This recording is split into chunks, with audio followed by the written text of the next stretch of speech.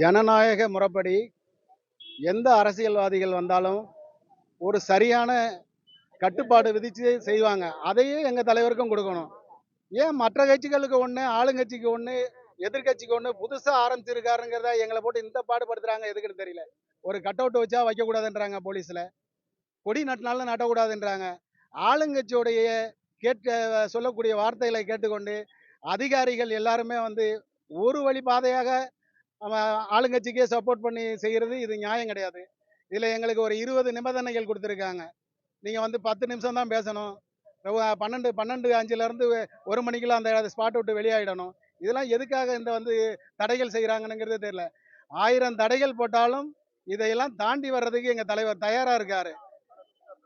அதில் பத்தாததுக்கு இந்த மின்சாரம் நீங்கள் வழி அவர் பேசுகிற இடங்கள்ல அந்த மின்சாரத்தை நாங்கள் ஆஃப் பண்ணணும்னு கேட்குறோம்.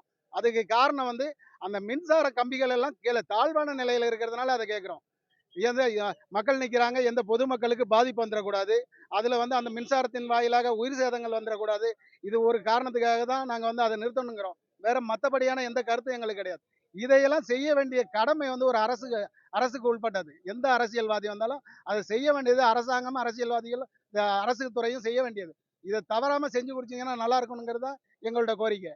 பொதுவாக ஒரு அரசியல் கட்சி தலைவர் இவ்வளவு நிமிஷம் தான் பேசணும் அப்படின்னு சொல்லி கட்டுப்பாடு விதிக்கிறதுக்கு பாத்தீங்கன்னா யாருக்குமே இது கிடையாது. இது பேச்சு சுதந்திரத்தை முடக்கக்கூடிய ஒரு செயலாகும். இது இந்திய அரசியலமைப்பு சட்டத்துக்கு ஒரு எதிரான விஷயம். அப்படியே காவல்துறை முடக்க நினைத்தாலுமே சரிதான். எங்க தளபதிக்கு 35 நிமிஷங்கிறதெல்லாம் அதிகம். அவர் 3 நிமிஷம் பேசினாலுமே அடுத்த 3 மாசத்துக்கு தமிழ்நாடு ஃபுல்லாவே என்னன்னா அதுதான் கண்டென்ட். அதனால எங்க தலைவர் 35 நிமிஷம் பேசுறாரு, 3 நிமிஷம் பேசுறாரு அப்படிங்கிறத பொறுத்த வரைக்கும் அவர்களுடைய தொண்டர்களாகிய எங்களுக்கு எந்த ஒரு பிரச்சனையுமே கிடையாது. அதனால எங்களை எவ்வளவுதான் முடக்க நினைத்தாலுமே சரிதான், நாங்க முடங்கி போறதுக்கு எங்களை அவ்வளவு சீக்கிரத்துல முடக்க முடியாது.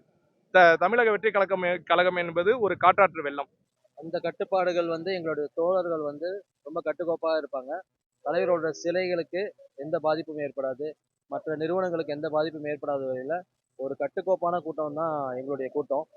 மதுரை மாநாட்டிலே 15 லட்சம் பேருக்கு மேல இருந்த ஒரு கூட்டம்.